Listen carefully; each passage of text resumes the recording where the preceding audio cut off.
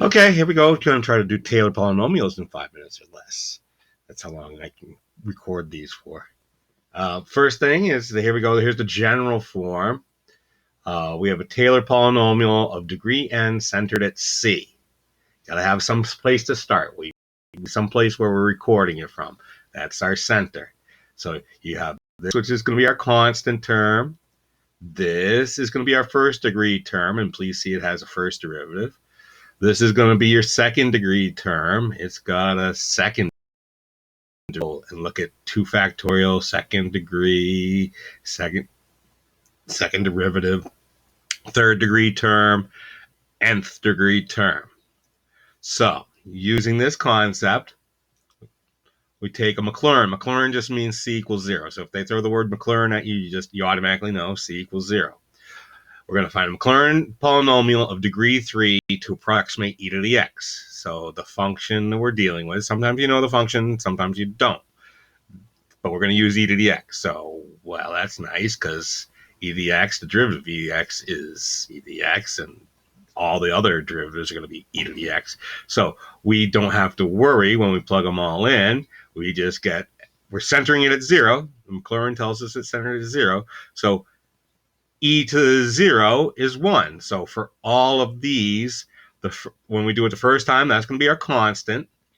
When we do it the second time, that's the numerator of the linear term. And then this is the numerator of the quadratic term. And then this is the numerator of the cubic term. When we do other polynomials, other functions, these won't all be 1. It's nice that they're all 1. That e to the x is a special case. There are 4 special cases, and this is one of them. It makes it nice and easy to remember. So we're going to now so here's all the information that we needed. And now we come over here. So this 3 here tells me it's a third degree Taylor polynomial, degree 3. There's constant, linear, that one's second degree, and the third degree. So we plug them all in, the C equals 0. So we get this, and that turns into this. Now we can use this to approximate. But I have my pictures already. Here it goes with the pictures. Okay, so the green, we recognize e to the x. We like e to the x. He's very familiar. The first degree approximation, we know how to do that. That's called a linear approximation. We've been doing that for a long time. That's the red dashed line. It's a decent, when we're over here at 1, we're in the neighborhood. We call this in the neighborhood. Yeah, it's a decent approximation. You come out here to 2, I don't think I want to be, using the red one to approximate the green one out here at 2.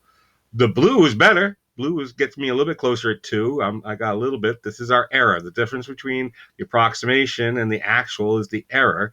So blue is better than red, but if we go to a third degree, look at how that thing hugs the green. It goes right on up. So we got an approximation up here. Now, when we're in this neighborhood, the closer you are to the center, the better our approximation is going to be. And so if I come right in here, and I think I picked 0.1. Is it what use it to approximate 0.1. So if we plug those in, when you have your first degree, that would be 1 plus 0.1 gives me 1.1. That's okay. I can go back and look, and we're somewhere in here. I don't have a zoom feature right now, but if we zoomed in, it's pretty close.